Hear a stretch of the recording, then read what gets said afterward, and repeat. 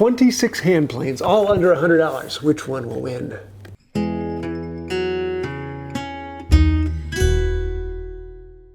Now, this is going to be a long video, so if you're one of those people who just want to skip to the end and find out what the good part is, I've got links to all the timestamps down below. But to be honest, this test was one that really surprised me, not because of who won and who lost, but of all the little things I found out along the way. Initially, I thought, great, I'm going to get as many planes under $100 as I can and test them and see which ones do I like and which ones don't I like. And it will be a pretty quick test. Boy, was I naive.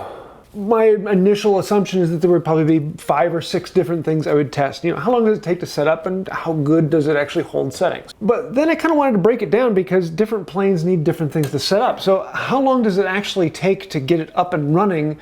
To what degree, and how do I measure that? How long does it take to flatten? Does the iron need a lot of work? Can you adjust the frog? Is there even a frog to be adjusted? What happens if the chip breaker clogs up? What does it take to fix that? Will they take a shaving right out of the box? How flat are they right out of the box? What's the thickness of the iron? What's the thickness of the chip breaker? What's the thickness of the sidewall? What's the thickness of the base? How much does it weigh? Mouth opening. Does it come set up well, or do I need to tighten it up? Can I tighten it up? And then there's all those little miscellaneous things that different planes are just going to need different things. How comfortable are they in your hand? How was the packaging when they were sent to you?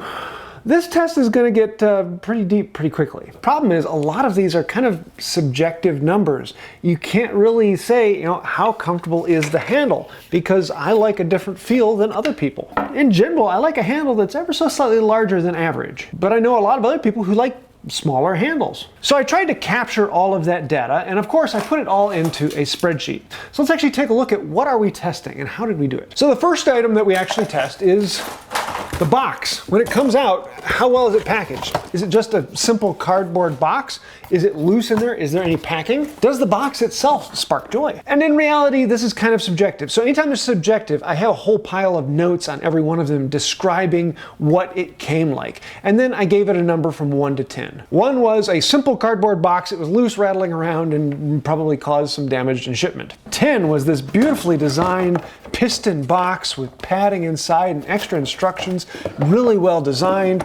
It's kind of something you would expect to find from a high-end plane, not a plane under $100. Next up was the handle and tote, and this one is very subjective. It's something that fits me. I like a wooden tote with light oil. I don't like a wooden tote that's covered in lacquer and sometimes even dripping with it. I don't like plastic handles, and specifically plastic handles that have this hard ridge on it that actually can cut your hand. So I gave them all a subjective number, and then I listed out what were the differences. Why did I like it? Why didn't I like it? And what was different about the particular knob and tote. The next few ones are pretty objective, which are kind of nice. For the flatness of the sole, I put the plane on a flat subject. I actually have a granite slab. And then I used a feeler gauge to find out what's the largest feeler gauge I could fit in at any one particular plate. Most of the time, it's near the mouth. Every single plane here that was out of flat was cupped. In other words, the high spot on the granite plate was the mouth on almost all of them. But the feeler gauge only tells you about half the truth, because sometimes it's cupped side to side and front to back, and it can be touching all the way around, but there's a big valley inside where the mouth is at, and that's where the flattening really showed out. Next, how thick is the iron? How thick is the chip breaker? Different people like different things. How square are the side cheeks to the sole? How thick is the sole, and how thick are the cheeks? And with every single one of these, with the exception of a couple, the 2 cheeks were all different thicknesses, which is you'd expect from something that was cast and then milled or grinded back. When measuring the sole thickness, I measured how thick it was farther back in. Some of them had a ridge here that added more material with it, and I put a note on there saying how thick that ridge is, but most of these didn't have that ridge, and so I just measured how thick the actual sole was. And then, of course, how much do they weigh? Yes, I picked it up, I put it on a scale, and I found out what the number was. And some people like a heavier plane, and some people like a lighter plane, but I can tell you with the cheap hand planes, the heavier the better. The lighter ones are not very good. Next up, it's how good is the plane out of the box? Can it take a shaving? Is it sharp out of the box? And most reality, when you're talking about a plane under $100, you're not expecting something that can take a shaving out of the box. You're not expecting something that is sharp out of the box. Now, there were a few that were roughly sharp. And so I actually went through and tested them all and saw how sharp is the actual edge right out of the box. And then I took the plane right out of the box and tried to take a shaving. made a little bit of an adjustment, lateral or depth, to bring it into edge, and saw, can I actually just get a shaving right out of the box without taking anything apart? And for most of these, that was no. Some of them I could take a little bit of a shaving. Some of them I could actually take a pretty decent shaving. They all needed some tuning, but they're under $100. You should expect that. After that, I wanted to go through and I wanted to take every plane and take it up to the level at which I consider it to be a good functioning smoothing plane. I'm not looking for a competition level. I don't want something that can take 1/1000th of an inch. I want something that can take around a 2,000th inch shaving. I want something that I can use on mildly difficult grain.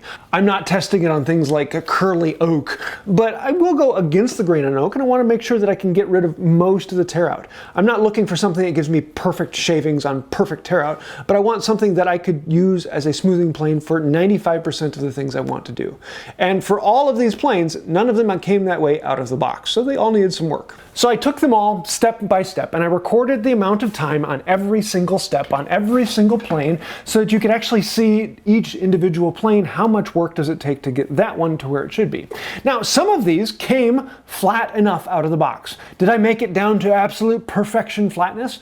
No. I would get the plane to take a shaving, and then I would be able to see, does it need to be flattened? If it needs to be flattened, then I would spend the time to flatten it. If it doesn't need to be flattened, then I wouldn't flatten it. Again, I'm not taking these to perfection, I'm just taking them to the level where they'll be a functional smoother. Here's an example where you can see the flattening. There's still a bit of a valley running down the middle of the plane here, but it was smooth on both sides. There's still a little bit of valley right there in front of the mouth, but it's close enough that it's not going to cause a functional problem. This is flat enough. Again, I'm not taking them to a competition level, I'm taking them to a functional smoothing plane level. For sharpening, I do need to flatten the back, and I'm going to put a bevel on them that's around 30-35 degrees. That's where I sharpen all of my planes, and so that's where I sharpened all of these at. I saw how long does it actually take to get up to an edge that I consider good for smoothing. And in most cases, that's around 150 to 200. But for the sharpening stage, I'm just seeing how long does it take to get the iron out of the box, sharp, and to a level where I would consider it a good smoothing plane. Next up is the chip breaker. Now, this was one of those things that I thought, I might need to adjust it on one or two, so I'll include it in this one. That ended up being one of the biggest problems on most of these. The chip breaker was just absolutely problematic because it's the spot where chips can get jammed. They come up and they run into it and they just die. And so I needed to fit the chip breaker to the iron. I needed to have an edge so it didn't have a lip that they all got caught underneath. I just actually had to spend a lot of time on a lot of these chip breakers. As an interesting side note, if you ever come across a chip breaker with this moniker on here of a correct angle of 25 degrees mounted onto the chip breaker, just realize that chip breaker is going to take a lot of work to redo. I don't know why, but whatever company was stamping those out made horrible chip breakers. Next was the frog adjustment. I wanted to be able to move the frog forward to close up the mouth. Almost all of these came with them back as far as they possibly could go, which left you with a fairly large mouth. Some of them closed up the mouth a little bit, but I wanted to see how tight could I make the frog without it jamming, and how long did it take to do that. Some of these frogs were a pain to adjust back and forth. Some of them didn't have the adjuster screw at the back. Some of them had the adjuster screw, but the bracket that came down was so flexible that it would be just bending.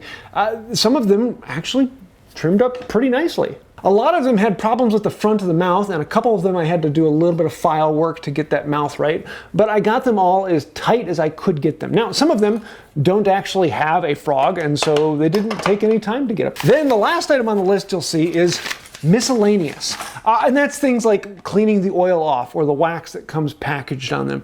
Sometimes they just need extra little tweaks here and there of something that's loose, something that's rattling around. The knobs might be loose and I need to crank those down. There's always miscellaneous little things that you just can't quite catalog, but I wanted to capture that time because it was part of the time required to take it out of the box and get it functioning. Wow. So with all that out of the way, let's actually take a look at these planes and see what we're testing. What were some of the different things I found out? And you'll notice that a lot of these planes are actually made in the exact same factory. But that doesn't mean the planes are the exact same thing, because when a company orders a plane even from some Chinese factory, they specify, I want this particular chip breaker, that particular lever, want this knob and tote, and they get wildly different planes out of the same factory. Some of them are really good and some of them are really not. First up, Ace Hardware. A simple plane. It is a painted knob and tote. It is a very thick, beefy knob and tote. The depth adjuster knob is really small and aluminum. It just, it's hard to adjust because of how small it is. Unfortunately on this one, the iron came bent with a curvature. And now it's in the right direction, so once you lock it all down, it's straight. I tried to get the bend out of it, and I got as much as I could, but it was just one that was a little annoying. Everyone's favorite, the Amazon Basic. This one, again, has the exact same large tote, but they're not painted. They just have a thick varnish on them. Most things on here came well, except for the chip breaker and yoke on this one were so poorly connected that I can't get it any closer because of how this was spaced out. It's just a really bad setup on the chip breaker and yoke.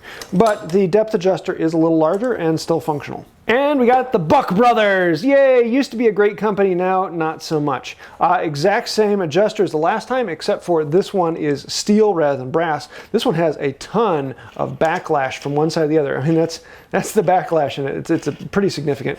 Plastic handles, but the ridge is relatively comfortable, so not too bad. This one though, the frog adjuster plate is so thin that it kept bending in and out as I was trying to move it. The Busy Bee, this is one that came out of Canada, and it is really kind of cool. Thick chip iron, big knob and tote, very comfortable with a light oil on them.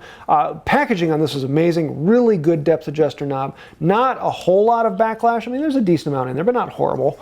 Really, really good. The only problem is that the mouth wasn't square enough to get it really tight, but I can get it relatively close.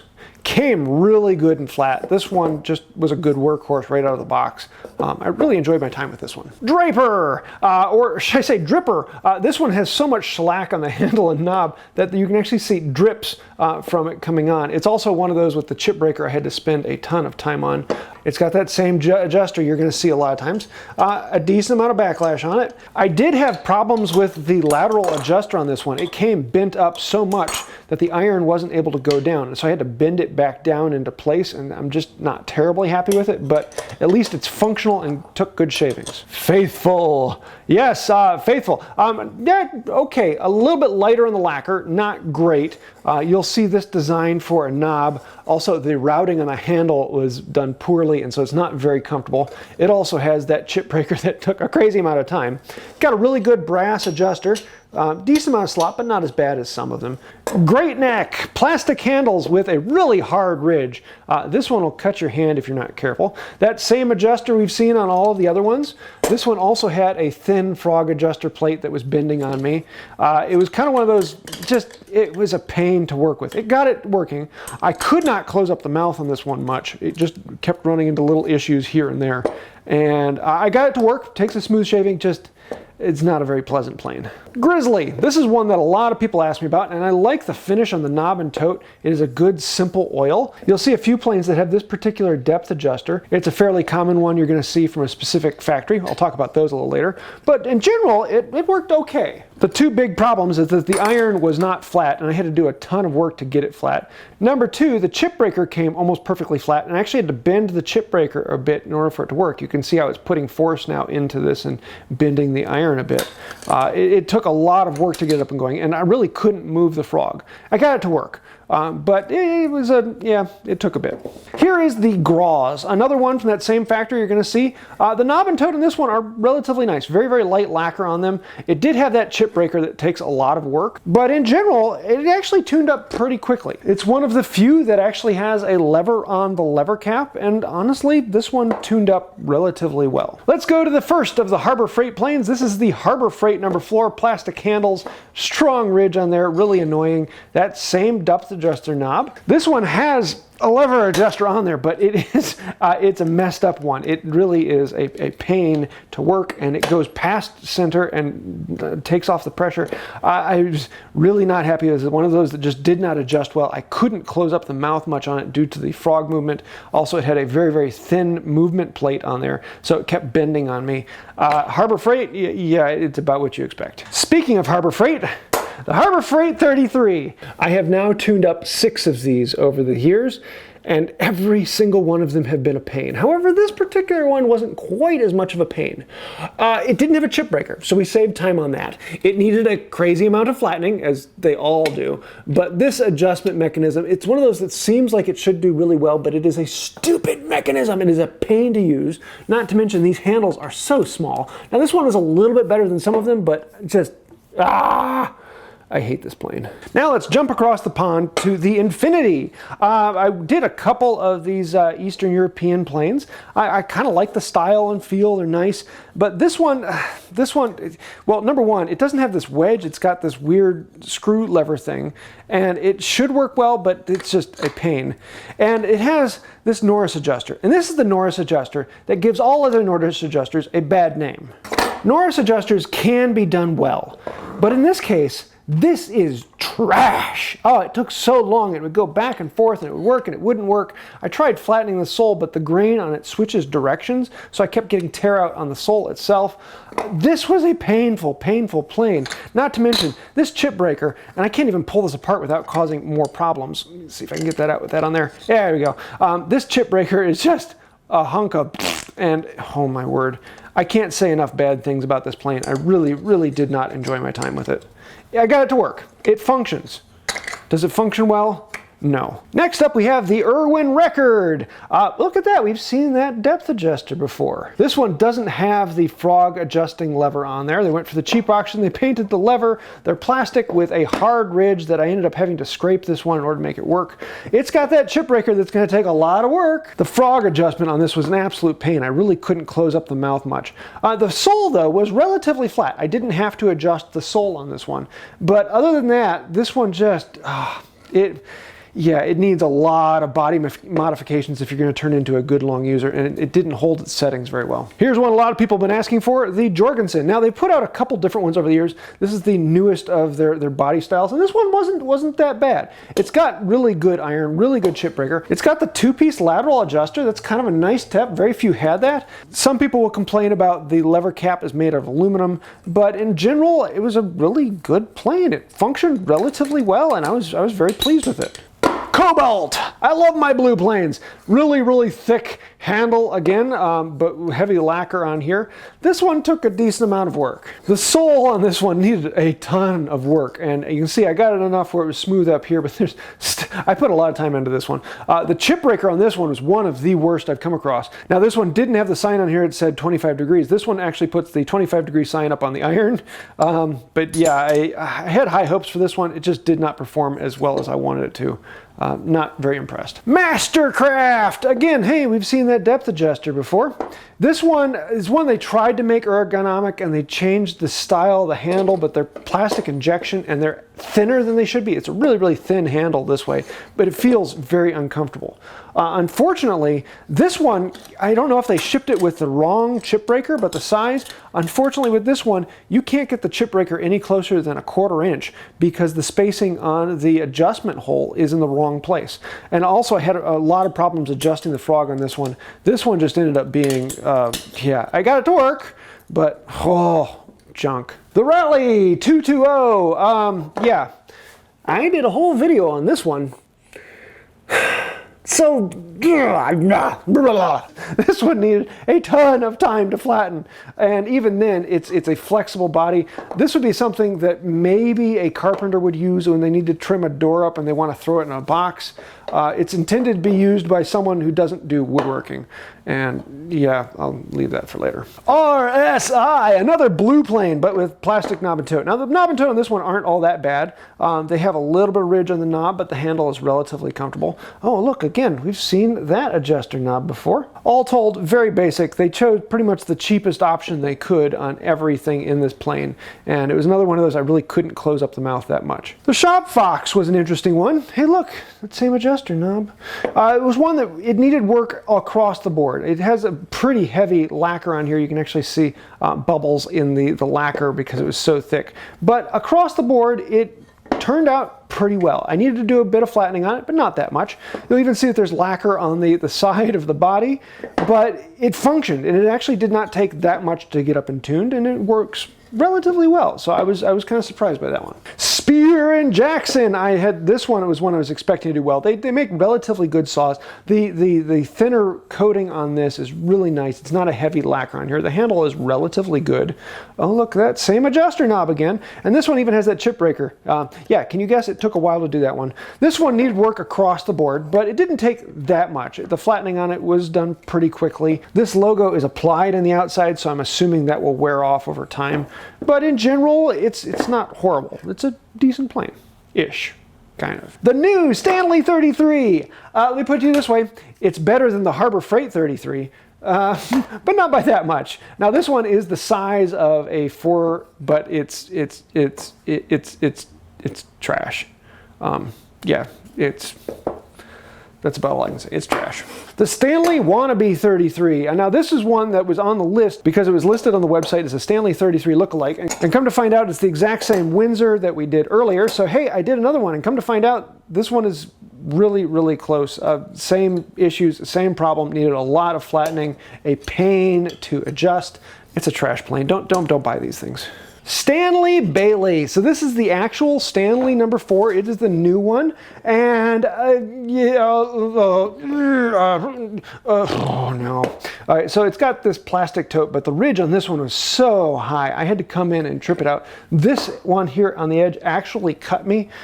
It doesn't have the chip breaker with the 25. Again, it's on the iron. I had the same problems with this one. It worked. I got the mouth relatively close, but it took a lot of work across the board. It functions. I got it working. Not a great plane though. Tay Tools number 4. Yeah, okay. I have played with several of their planes over the years, and every time I've been relatively happy for the price. This is one that's actually come down in price since I originally listed it. The handles are lightly oiled and very comfortable, just slightly thicker than I'd like, but not by much. Really thick iron, good chip breaker, good all around. Everything on this functioned. This one, it needed a little bit of work except for the sole. This was the flattest sole out of all of them. It was just absolutely gorgeous. It kind of sucked down to the plate. Felt really, really good. Yeah, this one needed a little bit of work, but only a little bit of work. It actually tuned up very, very fast. I was really enjoying my time with this one. It was one that I could see myself using quite a bit. And last but not least, the Tolson's Tools.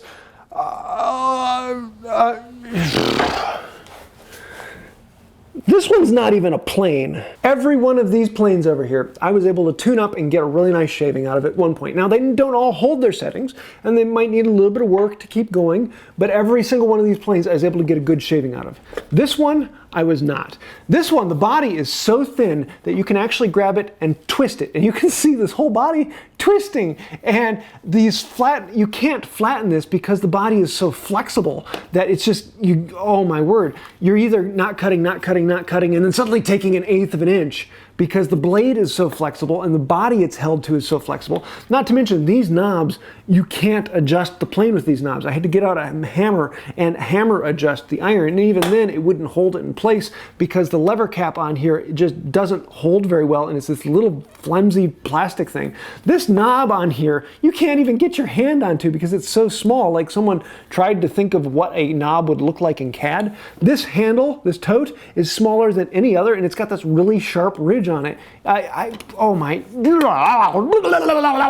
don't like it. Can you tell? So here's an interesting one. All of these were made in the same factory. They all come with a lot of the same parts, but you can get different things. You'll see that there's different body castings. There are different irons. There are different adjusters. You can get them with levels. You can get them with knobs. You can get them to different knob styles. You can get slightly different adjusters. You can get different frog adjusters, but you can see that all of these parts are exchanged between the same places on the same factory. So when someone wants to go get a branded plane, they go to the factory and they say, hey, I want this option, that option, and that option, and they'll get something very, very different. They can go out and choose the cheapest possible options from the factory, or they can go out and get some decent options that are surprisingly good. But the quality control is going to be about the same on all of these. These three were all made at the same factory, but different from the other ones. And you can still see there are different options. You can get brass, you can get different knobs, but they're all much thicker, much beefier, and surprisingly functional. This is the Busy Bee, the Tay Tools, and the Grizzly. They're all relatively good planes, but they were very different capabilities. The Grizzly chose the cheap options. They got a thin, cheap iron. They've got the thin, cheap lever cap. They've got the cheaper knobs, and it just showed this was not as good as the other two. And the other two were top of their list because they came out with the better items. They have a thicker iron, a good knob on everything. Everything is honed a little bit better, slightly better quality control, and these two stood out. And that brings me to one of the big problems with this particular test, is that most of these planes were made in the same factory, and followed the same quality control. And you might get one that works really, really, really well. And then another one that came out of a different batch from a different person checking them, and it doesn't work really well. Matter of fact, it might just be slightly better than a boat anchor. And one of the problems with buying cheaper tools is you are losing a lot of that quality control. You're kind of rolling the dice. Are you going to be getting a good plane, or are you going to be getting a cheap, junky plane? Sometimes you get an affordable deal, and sometimes you get a not so affordable deal because you gotta go buy another one. I would love to do a test where I buy 10 of each one of these and I test them all to see where they are and how they all fall out, and I think that would be kind of cool, but seeing as it took me almost a year to make this test happen, yeah, I'm not going to be doing that anytime soon. So most of these numbers you have to take with a grain of salt and kind of ask yourself, how are you going to roll the dice? These two, the Jorgensen and the Ace, are the two oddballs. They weren't made in the same factory. They have very different styles and mechanics to them, but they're the only Stanley Bailey style planes that are different or weren't made in the same factory. And you can see that, particularly when you look at the back, they're very different. Now, the Ace has really cheap options, whereas this Jorgensen, they actually put some good quality in there, and you can see the background to it. I'm actually kind of impressed with that one.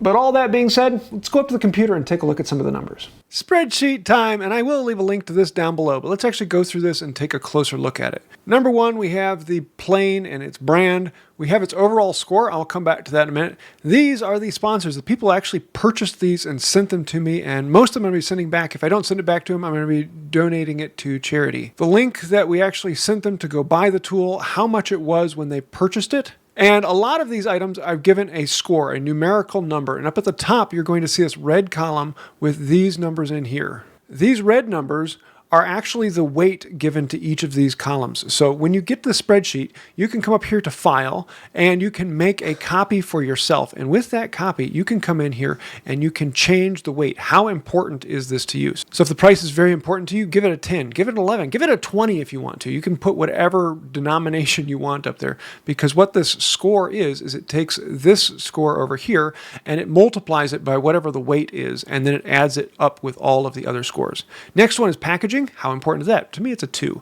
Handles, how comfortable on there? That is a really, really, really important one to me, is the handles have to be comfortable. And so I want a good, comfortable handle. So I put an 8 on that one. Flatness, how actually flat is this? That one is relatively important to me because it needs to work. And a lot of these needed a lot of work. Some of them were zeros. They just took so much work to get flat that they weren't worth it. Some of them were phenomenal. This Tay Tools was dead flat. I couldn't get any of my feeler gauges underneath it. However, we come down here to this Cobalt. This one was really dead flat. I couldn't get any of my feeler gauges underneath it, but why did I give this one a 2? I gave that a 2 because I put a note in here. It's perfectly flat all the way around, but the center by the mouth was way out of flat. That one, it needed to be ground down and flattened. And so the score is the actual flattening score. How much did it actually take to get out? And if ever you see this yellow on there, that's because there's a note, so you can read some information about why it has that particular number. Iron thickness, chip breaker iron. I didn't give any of those a particular number. All of these standard measurement numbers, I'm not giving them any particular weight or measurement on them. If you want to create the sheet and put that on there, great. Different people are going to want different things on here. Then we're going to move over a little bit more. I did put a score on how heavy it is, because in general, the heavier the plane, the better, particularly with these cheap ones. When you get into the high quality planes, that's not as much of important, but for the cheaper planes, weight is a good idea of how good the plane is. Shavings out of the box. In other words, when I opened up the box and took it for a ride, could I get a shaving out of it? How good was it? And some of these you'll see really well. Like that Tay Tools, it took a decent shaving. I gave it an 8. If it gave it a 10, it means I didn't need any work on it. 8 means it didn't take that much. But like the third one down, the Gough, it needed a lot of work. It wouldn't take a shaving right off the bat, so it got a 0. Then we're going to go into all of the timestamps. So the number here is how many seconds of work did it require. So the Tay Tools took 35 seconds for the first test, 80 seconds for sharpening, 34 seconds for the second test. It didn't need any flattening, and that one I have a score, and the actual flattening gives it a number. And then the third test, which it didn't need that because it didn't have anything on the flattening. It didn't need anything on the chip breaker. It fit well. So that chip breaker score I have on there as well. Fourth test, it didn't need a fourth test because the chip breaker worked well. Frog adjustment took a little bit more, and then miscellaneous. We can add up all those numbers together and the total time score. And so this gives you an idea of how long did it take to get that plane up and running. That I'm going to give a weight of 6. It's not incredibly important to me because it's something you only have to do once, but it is, kind of an interesting thing. These last 3 here, these are completely subjective, but they are incredibly important to me as the one who's actually testing them. So I put them in there. These are my numbers, my idea of what did this take. How easy does it hold settings? Is it something that I would take a few shavings and have to adjust a little more, take a few shavings and adjust a little more, or did it hold it really, really well? If it held it just the way I thought, it's probably going to be about a 9. I don't think I'm going to give a 10 to anything in this category, but some of them, like the Dodson tools, it didn't hold shavings because it didn't actually create shavings. The Infinity tools, that wooden plane, that one wouldn't hold anything. I was just having to fiddle with it constantly. It was a pain. Ease of adjustability. Is it something that I just tweak a little bit and it gets it right there, or is it something I have to fiddle with back and forth to really get the adjustments I want? Overall, this is just kind of my idea of what I would give this. And it's very, very subjective. So these ones, very subjective numbers, go ahead and put a weight of 0 on there if you don't like it. If you do like it, then great. But you can weight these however you want. And then last, I have notes. And these are just general notes on the planes, what I thought about them and how I felt about them and different things that came up. So when you get this file for yourself, you can come up here to these numbers and adjust them to whatever you want, and it will automatically resort this score. And then you can come up to the top and you can sort Z to A, and this will then sort them according to how important they are to the settings that you have put on these numbers. And so for me, the top 2 were the Tay Tools and the Busy Bee. They were relatively close. Tay Tools beat them out by a little bit. It was just faster to set up. But both of those were really, really good. The Gough was surprisingly, it was a surprisingly good plane. It didn't take that much. It was still, it needed a little bit of work, but not that bad. I have a feeling that that was one I just got a really good rendition, and that you're going to get others that aren't quite as good. That one would be a bit more of a roll of the dice. But for $35, that might be worth a roll of dice. You can buy 2 or 3 of those for the same price as one of the others. The Jorgensen was another one that was pretty close to the top. I really liked this rendition. I didn't like the last one they had, but this one I enjoyed. It was surprisingly good. And then they go on down from there. And a lot of these, the money you spend is what you're going to be getting out of it. Some of them, like the Grizzly, I was expecting more out of it because it was made from the same factory as the Busy Bee and the Tay Tools, and it's $85, but they just chose the cheap options on it, and I really can't suggest anyone go and buy that. You can get much better planes for far, far less. And then all the way down to the bottom, of course, the cheapest plane is actually the lowest of all of them, the Dodson tools. Oddly enough, the Stanley 33 Wannabe and the Harbor Freight 33 are both down at the bottom of the list, and they're not right next to each other because the Stanley 33 Wannabe bought through Amazon was $32, whereas in Harbor Freight you can go buy it for $13. So it was kind of one of those things of, this one is worse because it's farther down. And then the Great Neck and the Buck Brothers, they weren't very good planes. So here's my numbers and where I'd put them, but it's one of these things where you can go through and see, what is your budget? If you only have $60, you might want to go get the Irwin Record because it's $55 and it's pretty close to the top list. Or you might want to roll the dice a little bit and go with that Gough and see if it comes out for you. But honestly, this was kind of interesting to see how closely the prices matched how they came out. So I'm looking forward to seeing what you do with these numbers. Now this particular test would have been one that I could never afford to do, but I do want to say a particular thank you to a whole list of people. Every one of these planes was sponsored by one of the viewers on here, and I'm actually going to be returning it back to them. Now some of them have said I don't really need it back, so I'm going to be donating it to Plane Wellness, so thank you for that. But honestly, without you guys sponsoring and buying one of these planes and sending it to me, thank you. So all that being said, if I had to pick one of these I want, it's the Tay Tools. Honestly, I really enjoyed this plane. It came out of the box really close. It needed some tweaking, holds its settings nicely. I can get really nice shaving with this. The frog is easy to adjust. In no time at all, I can get a plane that really works well. Now this one is pushing the $100 boundary. It's up almost to $90. So yeah, you're gonna get what you pay for. And it's one of those things you gotta know when you're looking at affordable planes. Sometimes you'll find that diamond in the rough, like that Gough. I was kind of surprised by that. It worked surprisingly well and came out with some interesting numbers. Is it worth trying for that price? Maybe. Just realize, if you're shopping for a plane under $100, you're not going to get one that's an amazing plane that works really well. Yeah, they're all cheap planes. And so they're all going to need some work. They're all going to need a little bit more, and you are going to be kind of rolling the dice with the quality control. Sometimes the quality control comes out well, sometimes it doesn't. But I hope this helps you in figuring out what plane do you want to get. So, yeah. What should I test next? Because I always have fun doing these things. So if you have any questions, thoughts, ideas, snide remarks, or things that I didn't test or should have tested, or some questions along that, please let me know down below. I do read through all of them and I answer as many of those as I can get to. And honestly, that helps out the channel. Commenting down below, even if it is a snide, grumpy remark, thank you. It means a lot to me. And if you want to think about helping us out even farther, think about becoming a patron. Over here, those are some of the patrons on Patreon. I have to pay to ship most of these back, so if anyone wants to help out with that, think about becoming a patron or throwing some money over on there. Thank you. That means a lot. Because without patrons like you, I wouldn't be able to do tests like this that do end up costing a decent amount. So thank you for that. If you'd like to find out more, you know what to do. Links down below. I think that'll do it for now. Until next time, have a wonderful day. I've becoming known for making fancy spreadsheets, but honestly, this is a rather plain one. Sorry, that joke was a little bit cheap. Testing hand planes.